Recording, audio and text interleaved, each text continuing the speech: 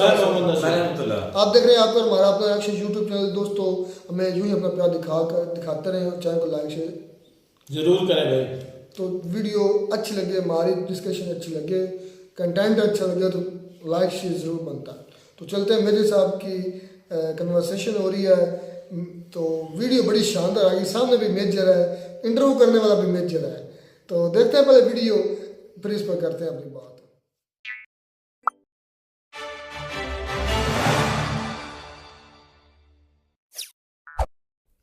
जय हिंद दोस्तों, मैं हूं मेजर गौरव आर्य और आप देख रहे हैं टीआरपी यानी कि द राष्ट्र प्रथम। और आज हमारे पास एक बड़े खास मेहमान आए हैं, major Surendra Punia. Major Surendra Punia BJP के मेंबर हैं, आरएसएस के मेंबर हैं और ex Indian army special forces के हैं और फिटिस्तान का कॉन्सेप्ट लेकर आए हैं। वो भी हम बाद में इनसे बात करेंगे, लेकिन सबसे पहले कुछ राजनीतिक सवाल। नॉर्मली मैं P2C करता हूं, पीस टू कैमरा, लेकिन राजनीति में आपको पता है मेरी समझ जीरो से भी कम है।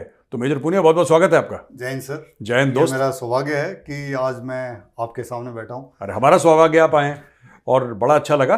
तो शुरू करते हैं और सबसे पहले आपसे पूछते हैं कि अरविंद केजरीवाल जी ने अभी हाल ही में बोला कि साहब ये पाकिस्तान से सीए को लेकर बोला कि साहब पाकिस्तान से ये लोग भारत में लोग भरने की साजिश कर रहे हैं और भाजपा पाकिस्तान से लोग ला रही है, ऐसा अरविंद केजरीवाल जी ने बोला। इसके बारे में आप क्या सोचते हैं?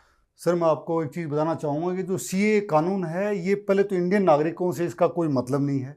और जो पड़ोसी 3 देश हैं, पाकिस्तान, अफगानिस्तान और बांग्लादेश, जो इस्लामिक राष्ट्र हैं, जो धर्म के आधार पर बने हुए हैं, इन राष्ट्रों के जो प्रोसिक्यूटेड जो कम्युनिटीज़ हैं, जो प्रताड़ित अल्पसंख्यक हैं, हिंदू हैं, सिख हैं, ईसाई हैं, जैन हैं, बौद्ध हैं, पारसी, इनके लिए ये नागरिकता का देने का एक प्रावधान भरा है।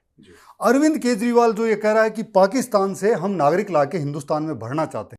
पाकिस्तान से आए हुए घुसपैठियों को हमारे देश के अंदर सरकारी नौकरियां दोगे आप?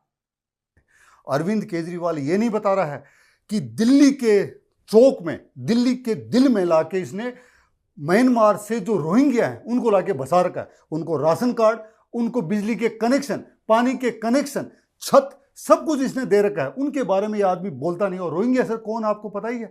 पाकिस्तान का एक आतंकवादी जो जाके म्यांमार में जाके उसने एक आतंकवादी संगठन बनाया, अराकान, जो ये रोहिंग्या सेल्वेशन आर्मी बनाई, वो एक आतंकवादी संगठन है। उसने वहाँ पे मोंग्स को मारा। जब उनको जूते पड़े तो वो इंडिया में आके कहाँ गए? जम्मू गए सर, दिल्ली आए, बेंगलोर गए, बॉम्बे। कौन लेके आया इनको? केजरीवाल। रोहिंग्या जो आतंकवादी हैं, घुसपैठी ही नहीं है सर, आतंकवादी, उनको दिल्ली में बसाया, उनको राशन कार्ड, आधार कार्ड, बिजली का कनेक्शन, पानी का कनेक्शन फ्री में सर। और ये जो अल्पसंख्यक हैं पाकिस्तान से जिनकी बात कर रहा है आदमी, कितने लोग हैं सर? आज के पिछले 20 साल में मुश्किल से 4-5 हज़ार लोग आए हैं जिनकी नागरिकता की बात चल रही है सर। ये दिल्ली के जो मजनू का टीला है वहाँ पे आप देखिए सर, एक डॉक्टर है, मैं डॉक्टर हूँ सर, वो पाकिस्तान का डॉक्टर है, वो इंडिया में प्रैक्टिस नहीं कर सकता, वो पॉलिश करता है खाने के लिए। ये तो हालत है सर। उनको आज तक केजरीवाल ने एक बार गया, न मिला, न पानी, न बिजली, न छत। क्यों नहीं गया केजरीवाल? सिर्फ वोटों के लिए। सिर्फ केजरीवाल को मुसलमानों के वोट चाहिए। मैं खुले मन से बोल रहा हूं सर, केजरीवाल हिंदुओं के नाम पे एक धब्बा है। ये वो लोगों को समझना पड़ेगा सर। अगर आप बोलें कि ओवैसी गलत कर रहा है, ओवैसी अपनी जगह सही है सर। ओवैसी जिन्ना का दूसरा रूप है।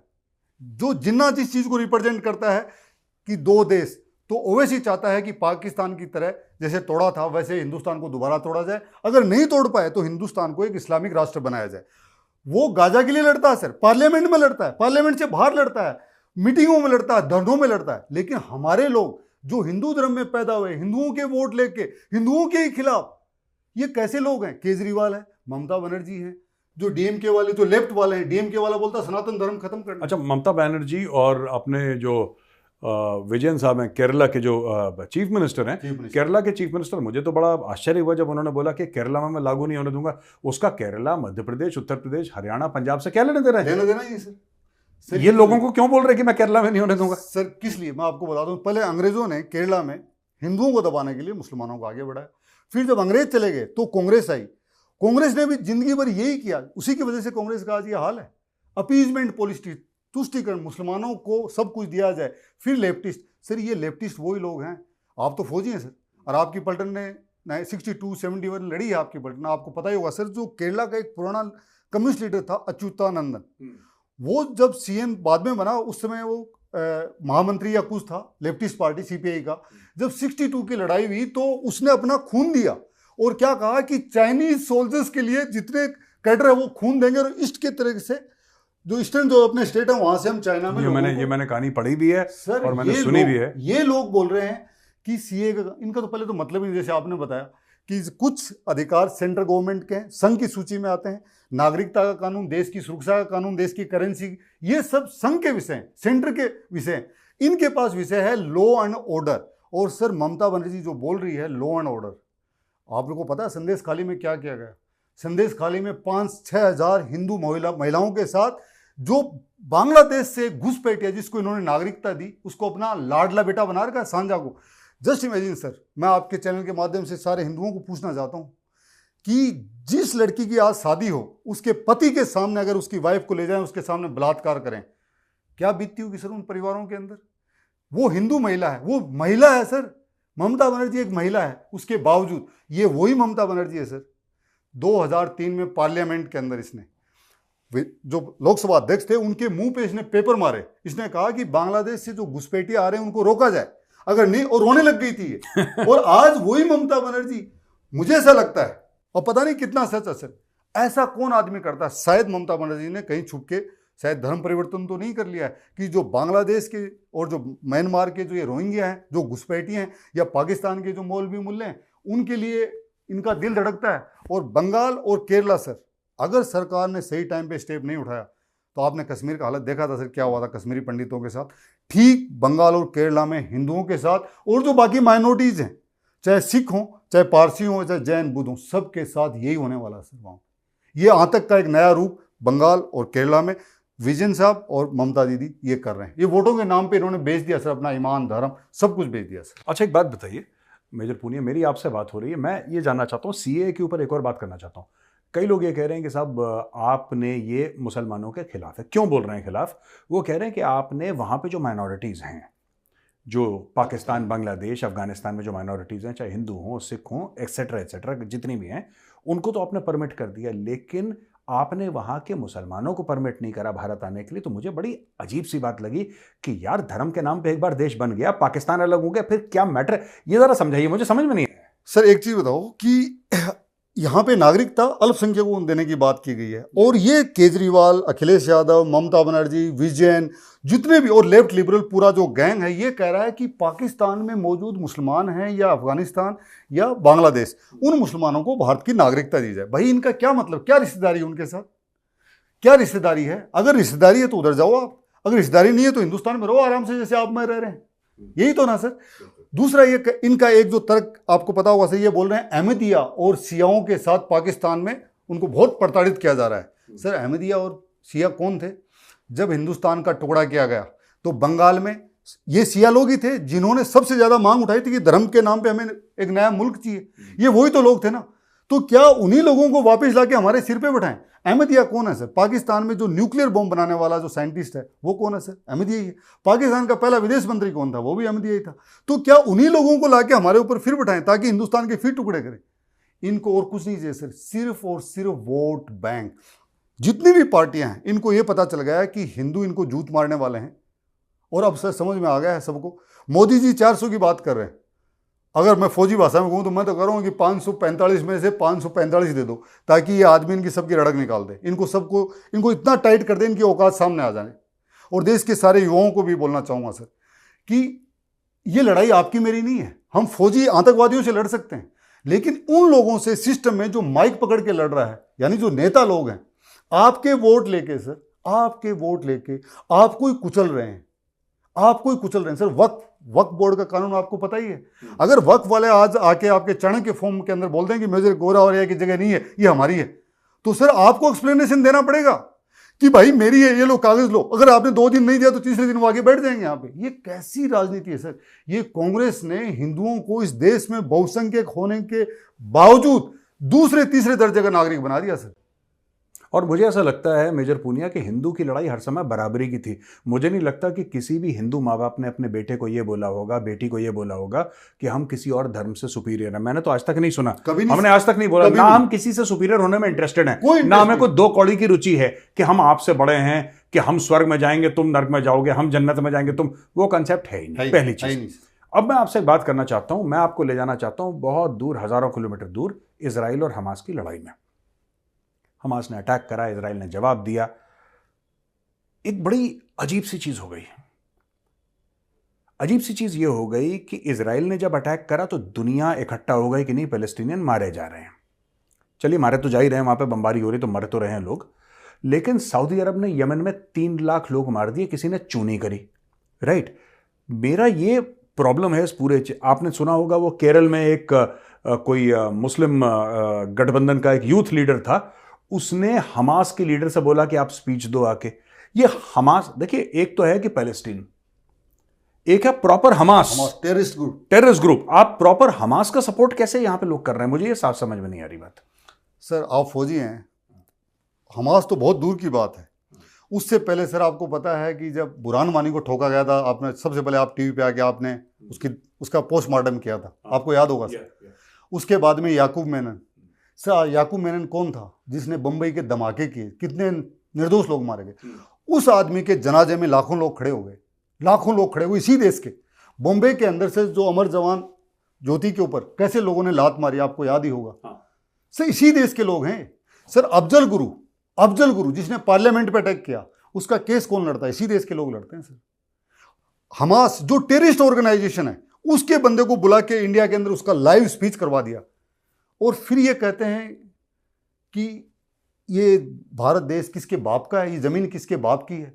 अगर यार तुम ऐसे बोलोगे कि तुम हमारे घर में आके हमारी माँ बहन बेटियों को गालियां दोगे, उन्हीं का रेप करोगे, फिर तुम बोलोगे कि भैया हम संत हैं, भैया जूत खाने के हरकत तो तुम कर रहे हो ना। यहां से दिल्ली से 4085 किलोमीटर दूर है गाजा। भाई तुम्हें लड़ना है ना तो हिंदुस्तान के मुसलमानों के हकों के लिए लड़ो, जो मुस्लिम बहन है उनके हकों के लिए लड़ो। उनको तो तुम कहते हो कि मस्जिद में आने नहीं देंगे, उनको तो कहते हो कि तुम बुर्का लगाओ, क्यों, उनका हक नहीं है क्या? वो भी इस देश में समान नागरिक संहिता के तहत ये होने वाला है कि मुस्लिम महिला चाहे तो बुर्का लगाए, नहीं लगाए तो उसकी मर्जी है, लेकिन आप उनको तो फोर्स कर रहे हो।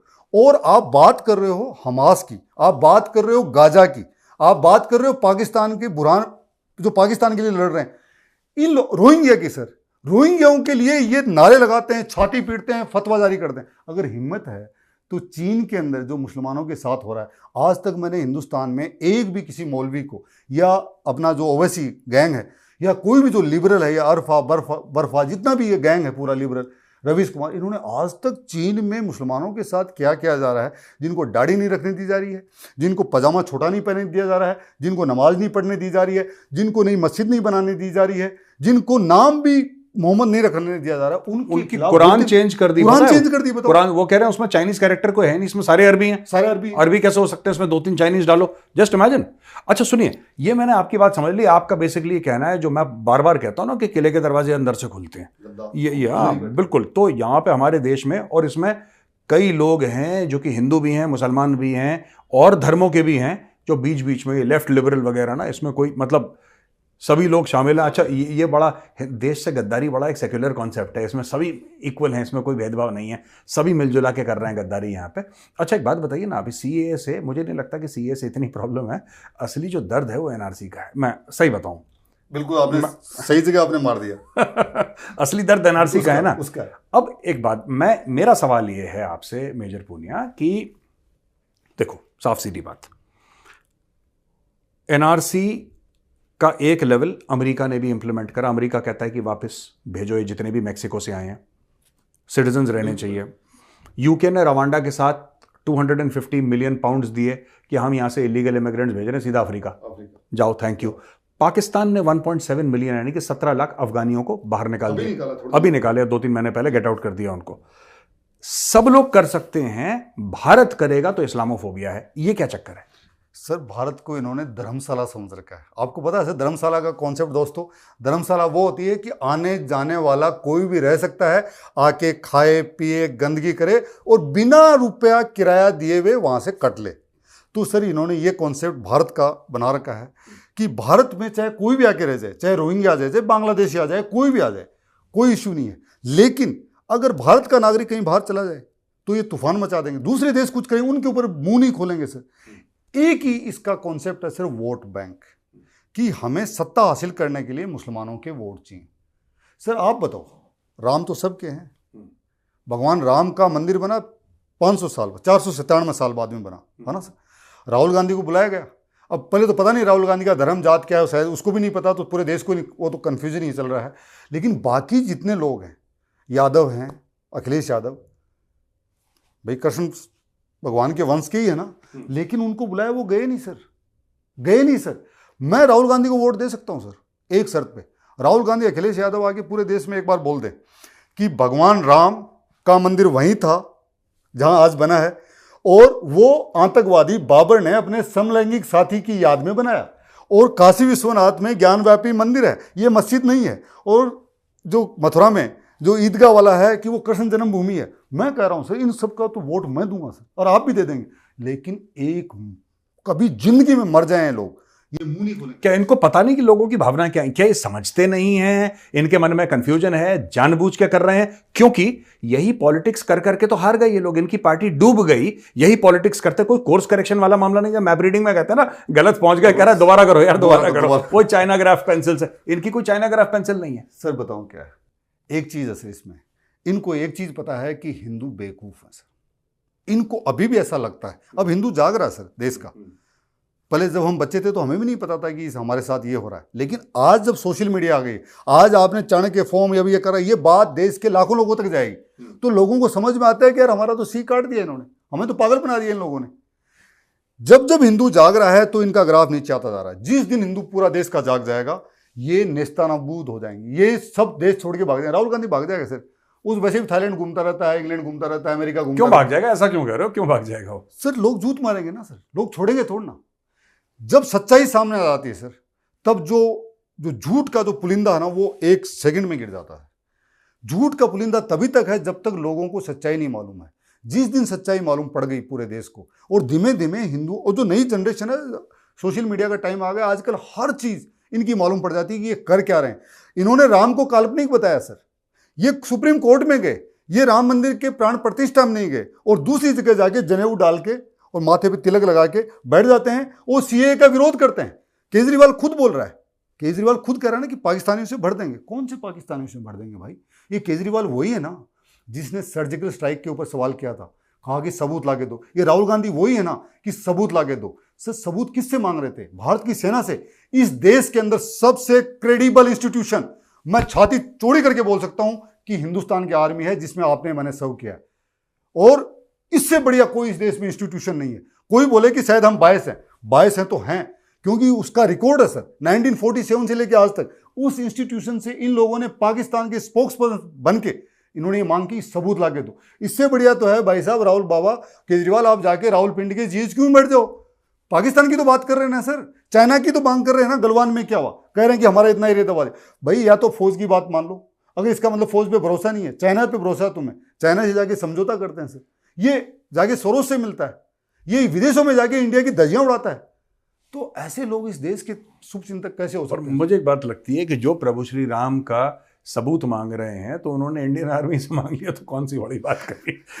दोस्तों ये बात है ना, ये बहुत बड़ी बात बोली इन्होंने सर ने, कि जो जिन्होंने प्रभु श्री राम का सबूत मांग लिया कि वो काल्पनिक हैं, तो भारत की सेना तो इनके लिए फिर बहुत छोटी चीज है सर, है ना। आपने प्रभु का सबूत मांगा, प्रभु का सबूत मांग लिया तो फिर सर कुछ बचा ही नहीं ना। मैं तो कहता हूं कि प्रभु श्री राम भारत के असली राष्ट्रपिता वही हैं।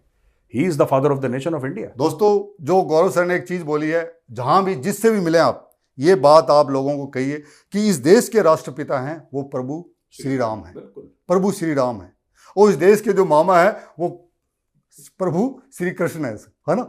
और जो हमारे महादेव, देवों के देव है, महादेव में सबके रक्षक है। जो इनको नहीं मानता, हम उनको नहीं मानते सर। हम ये नहीं कर रहे हैं सर। और एक चीज आपने थोड़ी देर पहले एक चीज बोला सर कि सेकुलर।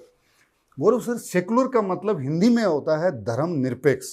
इसका मतलब है कि जो आदमी धर्म में बिलीव नहीं करता, मतलब किसी भी धर्म के अंदर बिलीव नहीं करता, हम सब सेकुलर नहीं हैं, हम धर्म सापेक्ष हैं। हम धर्म में बिलीव करते हैं सर। मैं सनातन धर्म में बिलीव करता हूं, आप भी करते हैं, और हम दूसरे धर्मों के अंदर का विरोध नहीं कर रहे हैं सर। हम हिंदू धर्म के ऊपर हमें फक्र है, घमंड है, गर्व है, अभिमान है, लेकिन इसका मतलब ये नहीं कि हम इस्लाम या ईसाई धर्म से नफरत करते, नहीं, बिल्कुल नहीं करते। हम चाहते हैं ठीक है आप अपना कीजिए, लेकिन इसका मतलब ये नहीं कि आप दिल्ली की सड़कों पे, कोलकाता की सड़कों के ऊपर बीच में खड़े होकर 2 घंटे तक आप नमाज पढ़ रहे हैं। नहीं, ये नहीं चल सकता ना सर। कल को अगर हम 80-85 करोड़ लोग देश की सड़कों पे आ गए तो फिर तो सर सड़कों पे मंदिर बन जाएंगे। फिर लोग काम ऑफिस थोड़ा ना आएंगे, मैं आपके ऑफिस तक थोड़ा ना पहुंच पाऊंगा, फिर लोग फ्लाइट थोड़ा ना पकड़ पाएंगे। ये तो जानबूझ के, मैंने बोला कि मंगलवार के दिन अगर हिंदू बाहर आ गया और बोला कि मैं मंगल सड़क पे मना रहा हूं, मंगल सड़क पे मना रहा हूं, हनुमान जी की आरती कर रहे हैं, पूरे देश का थैंक यू हो जाएगा, पूरे देश का थैंक यू हो जाएगा भाई। तो सर ये जानबूझ के बीच बीच में थर्मामीटर डालते हैं सर। ये ओवैसी गैंग जो देश को तोड़ने वाला गैंग है, जो वोट बैंक वाला गैंग है, ये सर हिंदुओं के अंदर बीच बीच में थर्मामीटर डालते हैं, चेक करते हैं कि ये कितने के एक हैं। ये जो मौके का वेट कर रहे हैं सर। आपको याद होगा शार्जिल इमाम, उसने साइन बाग में एक नारा दिया था कि हम भारत को चिकन नेक से काट देंगे और भारत के टुकड़े कर देंगे।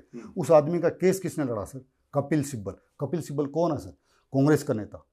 कपिल सिब्बल को राज्यसभा में अखिलेश यादव ने भेजा सर। क्या देश के युवाओं को पूछना नहीं चाहिए इन लोगों से कि यार जो देश के टुकड़े करने की बात कर रहा, तुम साला उसका केस लड़ रहे हो? अरे भाई क्या खाते हो तुम, ये बता दो। क्या तुम इतने बड़े वकील हो यार? कभी तुम केस लड़ते हो कि राम काल्पनिक है, कभी तुम केस लड़ते हो कि याकूब मेनन का, कभी तुम रात को सुप्रीम कोर्ट में पहुंच जाते हो। देश के राष्ट्रपति ने लिख दिया इस आदमी को फांसी मिलनी चाहिए, 20 साल हो गए, फिर तुम 3 बजे कोर्ट खुलवा लेते हो। आप और मैंने इतना भी कर दिया ना सर, तो आप तो बोल रहे हो कि रात का, दिन में भी कोर्ट नहीं खुलेगा सर। हियरिंग 20 साल की हियरिंग मिलेगी आपको, मेरे को कोर्ट के चक्कर लगाते लगाते हमारे बाल सफेद हो जाएंगे, हमारी जूतियां टूट जाएंगी सर 50-60, लेकिन हमें हियरिंग नहीं मिलेगी। और एक आतंकवादी को रात को, जिसको राष्ट्रपति, supreme court, high court, session court सब ने फांसी दे दी, 20 साल लगे, उसके बावजूद उस आदमी के लिए कोर्ट खुलवा दिया। और संसद में बैठे हुए सर उन लोगों की लिस्ट निकाल लो, उन्होंने साइन किया कि इनको माफ कर दिया जाए। इसलिए सर क्योंकि उनके बाप को नहीं मारा, उनकी मां को नहीं मारा। अगर इस देश के अंदर सर 26/11 हुआ सर, आपको याद होगा कि एयरफोर्स चीफ मनमोहन सिंह जी के पास गए थे, उन्होंने कहा कि हम पाकिस्तान के आतंकवादी ठिकानों पे हमला करना चाहते हैं। Chief marshal Fali Major, I think, use there. बिल्कुल बिल्कुल, हाँ। वो पहले हेलीकॉप्टर स्क्वाड्रन के जो चीफ बने थे हमारे मेजर साहब, तो उन्होंने कहा कि हम आतंकवादी ठिकानों पे हमला करना चाहते हैं। सर ये वही कांग्रेस है। कितने लोग मरे सर? इन्होंने कुछ किया पाकिस्तान के खिलाफ? नहीं किया ना सर। ये आतंकवादियों के लिए इनके एमपी साइन कर देते हैं कि इनको फांसी इनकी माफ कर दी जाए। सर भगवान कैसे भला करेगा इन लोगों का? देश के इतने लोग मर गए, देश की आर्थिक राजधानी पे इतना बड़ा हमला हो गया, और तुमने चूं तक नहीं की, पाकिस्तान को अपना बाप बना लिया। पाकिस्तान की औकात क्या सर? मोदी जी ने 2 बार ठोका, पाकिस्तान चूं नहीं कर रहा है, और पाकिस्तान को पता है कि अभी इस वक्त कुछ कर दिया ना तो नरेंद्र बाबा इस बार ठोक देंगे, बिल्कुल कील सिर के अंदर ठोक देंगे, उठ नहीं पाएगा। सर ये देश के गौरव का सम्मान का इशू है, देश के अभिमान का, देश की सिक्योरिटी का, देश का मोरल, फौजियों के मोरल का सर। अदरवाइज फौजी बोलेंगे कि यार हमारे देश पे ठोक के चले गए, हम कुछ नहीं कर पाए। भैया फौज किस लिए रख रखी है? ये फौज इसीलिए तो रख रखी है ना कि रिपब्लिक डे के लिए, रिपब्लिक डे की परेड के लिए थोड़ा ना रख रखी है फौज। लेकिन इनका बस चलेगा सर, राहुल गांधी का, इनका, ये सर उस गैलरी में खेलते हैं। आपको पता ही कांग्रेस के मणिशंकर अय्यर और थोड़े दिनों पहले एक जो सैम पित्रोदा, उन्होंने कहा कि पाकिस्तान वालों के पास जाके बोल रहे हैं आप हमें सत्ता में लेके आइए। मतलब पाकिस्तान जैसा भिखारी देश से ये भीख मांग रहे हैं कि आप हमें हेल्प कीजिए कि हम सत्ता में आए, मोदी को हराए। पाकिस्तान, अरे यार तो इतना बड़ा देश है, यहां आप अपनी नीतियां रखो ना। अगर आपकी नीयत ठीक होगी, अगर आप राम को मानेंगे, भगवान को मानेंगे, कृष्ण को मानेंगे, उनकी जन्मस्थली को मानेंगे, हिंदुओं के विचारों की उनकी कदर करेंगे, तो सर आपको भी लोग सिर पे उठा लेंगे। मैं बोल रहा हूं सर, ये तीनों जो जोकर ये घूम रहे हैं, जो यूथ लीडर बन के घूम रहे हैं, अगर ये बोलते हैं, इनके मुंह में इतनी भी हिम्मत है, क्या समाजवादी पार्टी में हिंदू नहीं है सर? सारे हिंदू पड़े हैं सर, 80% तो वही है। कांग्रेस में 80% हिंदू ही है। ऐसी क्या मजबूरी आ गई सर ऐसे इनकॉम्पिटेंट आदमी के पीछे लगने की, और मतलब अपने ही धर्म की जड़ें खोदने की सर?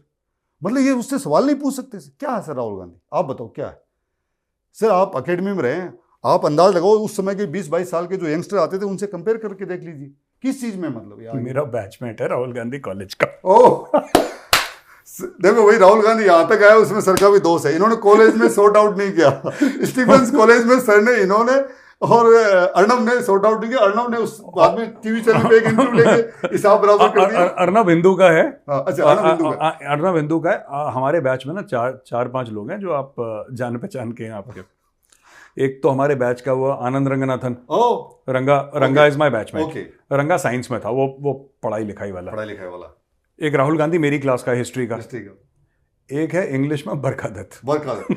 देखो दोस्तों, आपके सारे फेवरेट हैं वहां पे हमारे बैच मैं के। आज इस चैनल पे एक रिक्वेस्ट करना चाहूंगा गौरव सर से कि अगर आप राहुल गांधी को जितना एक्सपोज करेंगे आपको सिर्फ उतने तमगे मिलते जाएंगे, क्योंकि आप उसको हम लोगों से ज्यादा जानते हैं। आप कॉलेज के साथ ही रहे हुए हैं, आपने उस समय मेरी ज्यादा वैसे बात नहीं हुई, टू बी वेरी ऑनेस्ट, एक दो बार बात हुई थी पूरे साल में। लेकिन उस समय उस आदमी को आप सॉर्ट आउट कर देते वहीं पे कॉलेज में ही, तो ये आदमी आज इस लेवल पे आके देश के खिलाफ, धर्म के खिलाफ, देश के युवाओं के खिलाफ इतना बड़ा झूठ और प्रोपेगेंडा नहीं करता, और चाइनीज की गोद में जाके नहीं बैठ जाता सर, सोरोस के गोद में जाके नहीं बैठ जाता। लेकिन अब आप जो कर रहे हैं, शायद आपके पास बड़ा प्लेटफॉर्म है, और आप इस माध्यम से जो उस समय नहीं किया, आपसे दरख्वास्त है कि आप राहुल गांधी का हिसाब बराबर कर दें। हिसाब आप लोग करोगे ना, आप तो लोग राजनीति में। हम तो अच्छा, अब एक बात बताइए, मैं आखिरी सवाल आपसे ये पूछना चाहता हूँ मेजर पुनिया, ये आपका फिटिस्तान का क्या है, जरा इसके बारे में बताइए हमें। सर, देश में प्राइम मिनिस्टर ने दो बहुत बड़े मूवमेंट खड़े किए, जिनको लोगों को लगता है कि वो बहुत छोटे हैं, लेकिन मेरे हिसाब से as a doctor, as a फौजी, मेरे को लगता है वो रिवोल्यूशनरी मूवमेंट है। एक था स्वच्छ भारत, कि इस देश में जहाँ भी हमारे जितने मंदिर, कॉलेजेस, सार्वजनिक स्थान है, वहाँ पे कितनी गंदगियाँ रहती थी। तो हो सकता है अपनी जनरेशन उसमें ज़्यादा बिलीव नहीं करी, लेकिन जो यंगर जनरेशन है, आपके मेरे जो हमारे बच्चे हैं, वो लोग, उनको पता है कि साफ़ सफाई रखनी है। अगर गाड़ी में कहीं कुछ कचरा भी फेंकते हैं तो वो रोक देते हैं कि नहीं, मोदी जी ने कहा है कि साफ सुथरा रखना है। एक वो, और उससे लाखों करोड़ की बीमारियां जो होने वाली थी सर, वो बचती है। दूसरा था स्वस्थ भारत, जो फिट इंडिया मूवमेंट शुरू किया, और ये इतना बड़ा मूवमेंट है सर, देश में 52-53 करोड़ लोग हैं जिनको हाइपरटेंशन, डायबिटीज है। अगर 100 रुपये की भी गोली रोज लेते हैं तो सर रोजाना का 5,000 करोड़ की गोलियां लेते हैं, तो महीने की 1.5 लाख करोड़, तो साल के 18 लाख करोड़। सर इतना बजट तो डिफेंस का नहीं है पूरी साल का। तो इतनी सारी, ये तो सिर्फ लाइफस्टाइल डिजीज हैं, बाकी और भी हैं सर। और कोविड में आपने देखा कि देश पे बीमारियों की वजह से पूरा हेल्थ स्ट्रक्चर है वो डगमगा गया, चरमरा गया था, बिल्कुल बुरी हालत हो गई, सब कुछ करने के बाद भी हो गया। तो ये जो मूवमेंट है कि देश के लोग हेल्दी हों, फिट हों, खुश हों, तभी कोई देश आगे जा सकता है। परिवार में भी आपको पता है सर, अगर हम 2 भाई हैं, किसी की भी तबीयत खराब होगी तो परिवार पीछे आता है। मेंटल स्ट्रेस वो तो होता ही है, फिजिकल स्ट्रेस, लेकिन परिवार भी पीछे आता है, आर्थिक संसाधन भी जाते हैं। तो उस प्राइम मिनिस्टर का जो मूवमेंट था, फिट इंडिया मूवमेंट, उसको सपोर्ट करने के लिए हमारी टीम ने सर एक स्टार्ट किया, फिटिस्तान, जैसे हिंदुस्तान है, फिटिस्तान एक फिट भारत। और ये सर एक कम्युनिटी बेस्ड मूवमेंट है। हम लोगों को बोलते हैं कि अगर हर आदमी फिट होना चाहता है, लेकिन लोगों की कंसिस्टेंसी नहीं रह पाती है, तो आज ये 4.5 लाख लोग मेंबर हैं पूरे देश के अंदर। और मेनली मैं गर्व के साथ कहना चाहूँगा कि इसमें 70% जो मूवमेंट है वो भारत की जो गृहिणी हैं, जो महिलाएं हैं, माँ हैं, चाची हैं या बहनें हैं, वो चला रही हैं इसको। और इस मूवमेंट में क्या होता है सर, लोग सब अपना ग्रुप बनाते हैं, और उस ग्रुप के अंदर रोजाना जो वर्कआउट करते हैं, जैसे आपने योगा किया सर, आज आप जिम गए, कोई वॉक कर रहा है, कोई खेल रहा है, कोई बच्चों के साथ बैडमिंटन, वो रोजाना फोटो डालते हैं, अपना वर्कआउट डालते हैं। और जो नहीं करता है, जैसे अगर सर हम एक ग्रुप में हैं और मैंने देखा कि गौरव सर 3 दिन नहीं है, तो मैं फटक से आपको कॉल कर दूंगा, सर कहाँ पे हो आप, आ क्यों नहीं रहे हो, आपका वर्कआउट नहीं दिख रहा 3 दिन में, इतने कहाँ बिजी हो, घर पे सब ठीक है क्या? ऑल ऑफ सडन आपके ऊपर लगेगा कि यार इस ग्रुप में 25 लोग हैं, सब मेरे को फोन कर रहे हैं कि वो मेरी हेल्थ के लिए वरीड है। तो फिर आप अपने आप खुद जिम्मेदारी आ जाती है। और साथ में सर ये मूवमेंट इसलिए भी बहुत बड़ा बन गया कि साल में ये 4.5 लाख लोग, जो भारतीय सेना के जो इंजर्ड सोल्जर हैं, जिनकी बॉडी पैरालाइज हो गई, और पुणे में पैराप्लेजिक रिहेब सेंटर है, उसके ऑनर में विजय दिवस पे एक इवेंट करते हैं, सोल्जराथन। ये अपनी अपनी जगह करते हैं, और हम उनको उनके टी-शर्ट, मेडल, सर्टिफिकेट, गुडी बैग वो उनको कुरियर करते हैं। जो उसको लीड करता है, जैसे अपने मिलिट्री में कैप्टन होता है, ट्रूप कमांडर, तो उसको लीड करने वाले को हम बोलते हैं फिटिस्तान एक फिट भारत कैप्टन, जो उस ग्रुप को लीड करता है। और हम उनको सारी की सारी चीज़ भेज देते हैं, वो अपनी अपनी जगह पे वो इवेंट करते हैं। वो रिटायर्ड सोल्जर्स या कोई वीर बलिदानी है, उनकी जो धर्मपत्नी है, विधवा, उनको बुलाते हैं, या उनके माता पिता को बुलाते हैं, या गैलेंट्री अवार्ड विनर कोई फौजी है उसको बुलाते हैं। और उसी से फिर वो सारे अवार्ड, सर्टिफिकेट, मेडल, चाहे दौड़ें, चाहे साइकिल करें, चाहे कोई गेम करें, ताकि सोल्जर्स के करीब लाने का सोसाइटी को एक वो भी तरीका है, साथ में पूरा हिंदुस्तान हेल्दी हो, फिट हो, खुश हो। पहला सोल्जराथन मैंने अटेंड करा था दिल्ली में। I am so grateful to you. Pleasure. आपने हमेशा सपोर्ट किया। मेरे को याद है आप रात वो स्टेडियम बंद हो गया था, ऊपर से कूद के आप वहाँ पहुँचे थे, और इसमें गौतम गंभीर, नीरज चोपड़ा, सारे लोग थे, और आप पूरे स्टेज पे थे। General Bipin Rawat, God bless his soul, great soldier, he always supported this, you supported all. General V K अभी पैटर्न है, और डॉक्टर कलाम, सब लोगों ने आप लोगों ने सपोर्ट किया सर। धीमे धीमे ये एक बड़ा मूवमेंट बनता जा रहा है। अभी तक हमने 1,37,00,000 रुपए अपनी तरफ से कंट्रीब्यूट किए हैं पैराप्लेजिक रिहेब सेंटर को और उनके सोल्जर्स को, और वो हमारे साथी हैं सर। कि मेरे स्पेशल फोर्सेज के साथी जब मैं मिलने गया, देखा कि बॉडी पैरालाइज नीचे से हो रखी है, उसने बोला कि साहब कश्मीर में गोली इधर लगी, अगर इधर लग जाती तो ज़्यादा अच्छा था, कम से कम मर जाते, ये ज़िंदगी नहीं जीनी पड़ती। तो थोड़ा सा अंदर लगा कि नहीं, हमें हमारे भाइयों के लिए एटलीस्ट, अब वो देखो बॉडी तो नहीं ला सकती नीचे से, टांग चले गए क्या करें, लेकिन एटलीस्ट उसकी ज़िंदगी है, बाकी ज़िंदगी वो एक इज्जत वाली ज़िंदगी हो। और सर साथ में उन सोल्जर्स को सारे जितने दौड़ने भागने वाले हैं उनसे मिलाते हैं और सारे लोग उनके साथ फोटो लेते हैं, उनकी स्टोरीज है। आपने तो खुद ने इंटरव्यू किया, हाँ, बिल्कुल, आपने पैराप्लेजिक रेप में जाके आपने इंटरव्यू किया, बड़ा फेमस इंटरव्यू है, जो अपने साहब हैं राजनीव के बहुत ही, मेरे को नाम नहीं आ रहा, दुक्कल सिंह चौधरी था उनका, भोपाल सिंह चौधरी, उनका आपने इंटरव्यू किया है। तो वो सारे लोग सर, वो खुद अपनी साइकिल पे, व्हील चेयर पे वो भी रन करते हैं सबके साथ। यंग बच्चों को जब उनसे मिलाते हैं तो उनको भी मालूम चलता है कि ये देश के असली नायक हैं, जो देश के लिए लड़े, बॉडी पैरालाइज हो गई और अभी भी हिम्मत नहीं आ रही है। सो फौजी वैसे भी हिम्मत नहीं आता। चौधरी साहब तो कह रहे मैं अभी अटैक कर दूंगा, वो कहते हैं अभी भी मैं अटैक कर दूंगा, कह रहा अभी बिल्कुल जान पूरी है। और नेक्स्ट टाइम सर जब पुणे में इवेंट होगी, मैं चाहूँगा कि आज एक मौका मेरे पास आपको इनवाइट करने का, आपकी सारी टीम है, और मैं चाहूँगा कि आप उसकी पूरी जो स्टोरी है, देश के जितने भी जो युवा हैं और देश की जितनी बहनें हैं उन तक जाए, ताकि वो अपने बच्चों को फौज में, आर्मी, एयर फोर्स, नेवी में भेजने के लिए वो तैयार हों कि हमारे बच्चे भी देश के सबसे क्रेडिबल, सबसे बड़े इंस्टीट्यूशन में जाएं। आप अगर और राष्ट्र को पुणे में कर रहे हैं, पुणे में से कॉलेज ऑफ मिलिट्री इंजीनियरिंग में होगा इवेंट, 16 दिसंबर 2024 को होगा और बड़ा इवेंट होगा उसमें। I will be there. Thank you sir, पक्का on record, I will be my honour. नहीं, the honour is mine, I will be there Sunny. Thank you so much, जय हिंद सर। बहुत धन्यवाद। दोस्तों हमारे साथ थे मेजर सुरेंद्र पूनिया। आपने देखा बिल्कुल बेबाक तरीके से, कट टू कट फौजी स्टाइल है बात करने का, ठक ठक ठक, एनकाउंटर करा, आगे बढ़ो, इस तरीके का। हम और अतिथि और गेस्ट लाने की कोशिश करेंगे अपनी शो में, हमारे साथ जुड़े रहिएगा। और अगर आपने इस चैनल को सब्सक्राइब नहीं करा है तो इस चैनल को सब्सक्राइब। तो जी दोस्तों, वीडियो होगी खत्म। ये थे जनाबे वाला सुरेंद्र पूनिया मेजर साहब। बड़ी यार, ये बाकी इस पर बात करने के अलावा भी इसमें बड़ी इंफॉर्मेशन मिल गई, बड़ी शानदार, मतलब पता चल रहा था कोई बंदा बात कर रहा है। अच्छा, मेजर साहब ने तो सवाल उठाया, दोनों थे ना। मेजर साहब ने तो सवाल उठाया, मेजर गौरव की बात कर रहा हूँ, लेकिन जो मेजर सुरेंद्र पूनिया साहब है, पूनिया साहब ही ऐसे कहूँगा, बाकी नाम स्किप करूँगा। पूनिया साहब ने जो बातें की हैं, क्या डंके की चोट पर बातें की हैं उन्होंने, सारे के सारे। असल में जो इनकी पूरा ये पॉडकास्ट, ये जो वीडियो थी ना, वो यही था, जो एंटी इंडिया एंटिटीज़ हैं इंडिया के अंदर, जो एंटी इंडिया काम कर रही हैं, उन पर ये सारी की सारी डिस्कशन थी, या सारी जिसमें अरविंद केजरीवाल, राहुल गांधी और भी नाम उन्होंने लिए। मैं तो असदुद्दीन अवैसी उनको पॉइंट आउट किया है अच्छे तरीके से।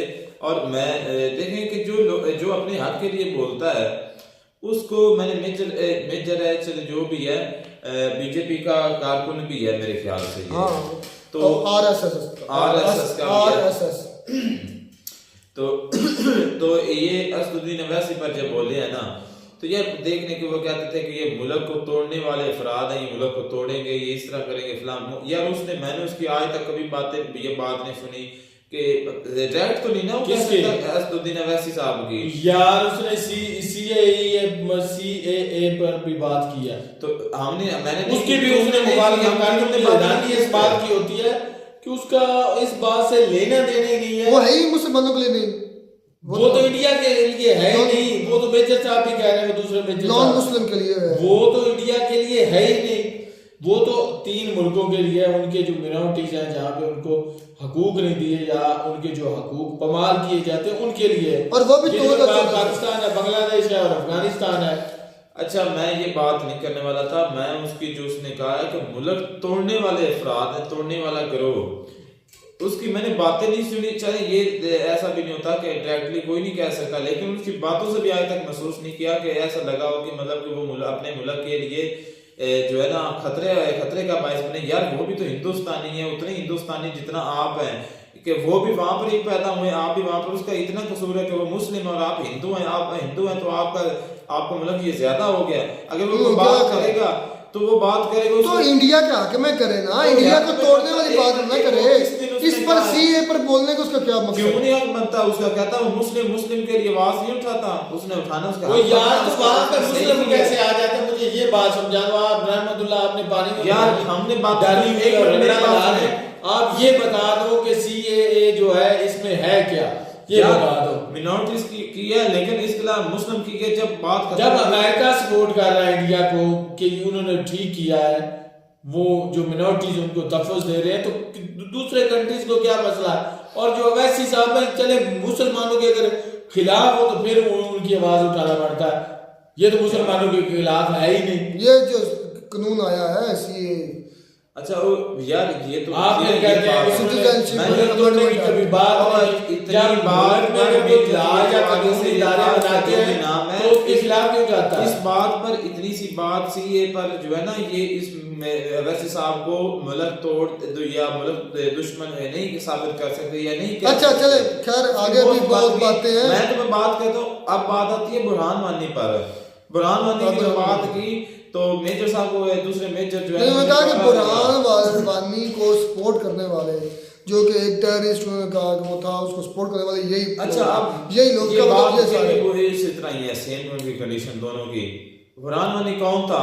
मुझे एक कश्मीरी मैंने था। नहीं उसके साथ अच्छा नहीं पता तो ठीक है, वो एक कश्मीरी था। अपने कश्मीर के लिए हक में वो निकला हुआ था कि हमने अपना जो हमारे ऊपर जुल्म सितम होता है, इंडियन आर्मी हमारी माओ बहनों के साथ करती है, उनको घरों से निकाल कर उनके साथ बदसलूकी करती है। कोई इसके सबूत खिलाफ है आपके पास? इसके खिलाफ तुम अदालत में बैठे हो कि तुम्हें हर बात का उसने नहीं, उसने कौन सा सबूत दिया है? बेतुकी आप बातें कर रहे हैं। कौन सी बेतुकी? कि रेप मैं जब किया सबूत जाता दूंगा है। तो मसला ज्यादा खराब हो जाएगा। उन्होंने सबूत दिया, बातों की हद तक ही रहे, और ये बात भी हकीकत है। वो तकरीबन 12 अफराद पर मुश्तमिल एक गिरोह था बुरहान वानी का, जिसने पता नहीं बहुत से जो दर्जनों की तादाद में दर्जनों इंडियन आर्मी के सोल्जर को मारा था। अपने हक की खातिर जुल्म वो करते थे, लेकिन बाद में उसका कत्ल हो भाई गया। मुझे बुरहान वानी का कोई पता उसका नहीं। कत्ल हो सच गया। में नहीं नाम पता, सुना हुआ है, मैं इतना बोल सुना है कि वो एक मतलब एक्टिविस्ट थे, कश्मीरी एक्टिविस्ट थे, ये सेपरेटिस्ट थे, इस तरह जंग वो कश्मीरी इतना थे, इससे वो ज्यादा कश्मीरी थे, वो अपने हक के लिए आवाज उठाते थे। तो इस पर मैंने सच में उनको नहीं पकड़ कर मार दिया गया, उसको एनकाउंटर कर दिया गया, उसको कत्ल कर दिया गया, और आज उसको कहते हैं कि ये खुद सच्चे बंदे। आप उसकी हिस्ट्री तुम्हें पता है, पूरी पता है? नहीं, उसका मकसद नहीं। मकासद क्या थे, उसको पीछे से कौन ये सारा तुम्हें पता है? नहीं, मुझे इतना मुझे जरूर पता है कि वो अपने खास तौर पर अपने कश्मीर को आजाद करवाने के लिए जो हिंदुस्तान आर्मी है उसका कब्जा हटवाने के लिए एक्टिविटीज कर रहा था। नहीं तो वो पागल मेंटल नहीं था कि ऐसे ही अपनी जान का दुश्मन बन जाता और एक आर्मी के खिलाफ जो है ना जद्दोजहद करता और उनको नुकसान पहुंचाने की कोशिश करता था। वो मेंटल पागल नहीं था। वो अपने जो माँ बहनों को, हम तो बगैरत हैं, हाँ, वही मैं खुद कश्मीर मानता हूँ, जो खुशहाल वो है। जुल्म नहीं सह सकता था जो उनकी माँ बहनों के साथ सलूक उस वक्त हो रहा था। अब मोदी साहब ने वहां पर जो है ना ज्यादा करवा दी है, क्या चप्पट शुरू हो जाते हो, वहां पर डेवलपमेंट करवा कुछ दी है, भी। तो इसका बैकग्राउंड नहीं भूलना चाहिए। तो असद को जो कहते थे ना, असद ये असद नहीं मानेगा, तो मैं कहता हूँ असद ठीक था। मतलब उसका जो बैकग्राउंड इसका पास यार एक ही बात को 20 मरतबा बोल जाते हो। खबरें सुना रहा है। कौन सी मैंने बात ये तो इस तरह लग रहा है कि किसी न्यूज चैनल पर कोई बैठे बात हो, मैंने 3 दूसरे की बार बात बोली है। सुननी नहीं। तो यार गुस्सा ही इतना आ जाता है। वो आगे जो मर्जी कहते रहे, हम गैरत हम सुनते रहेंगे हर बात। हाँ बगारत हैं हम। तो 93,000 हम तो नहीं 93,000 सरेंडर करने वाले बगारत हैं हम। 93,000 वो मैं भी उसमें शामिल नहीं था ना। अच्छा, चले। वो आर्मी थी और आर्मी में कोई शरीक गैरतमंदो मुसलमानों गैरतमंदो, जो यमन में वो बात भी होगी, यमन के अंदर 3 लाख लोग जो मारे हैं सऊदी अरब ने, उसका जवाब को उसका सवाल कौन पूछेगा तुम्हारा? कब मारे हैं? मुझे खाब पता में मारे हैं, उसने खाब में मरे हैं वो 3 लाख। इसके रीजन जब 25,000 आपके जियाउल हक ने, जिसकी बुरे बकवादा सबूत है, 25,000 फलस्तीनी मारे थे, उसका कौन सवाल पूछेगा? उस पर कौन बोलेगा? उसके लिए कौन आवाज उठाएगा? आज यमन के अंदर जो सऊदी अरब करवा रहा है उसके बारे में कौन पूछेगा? जो शाम के अंदर, तुम्हें पता है सऊदी अरब ये ईरान के खिलाफ एक दूसरे ये सारे मुल्क खिलाफ जो है, तो है ना सुन्नी उस पर कौन फिर बोलेगा? फिर तुम मुसलमान क्यों करते हो?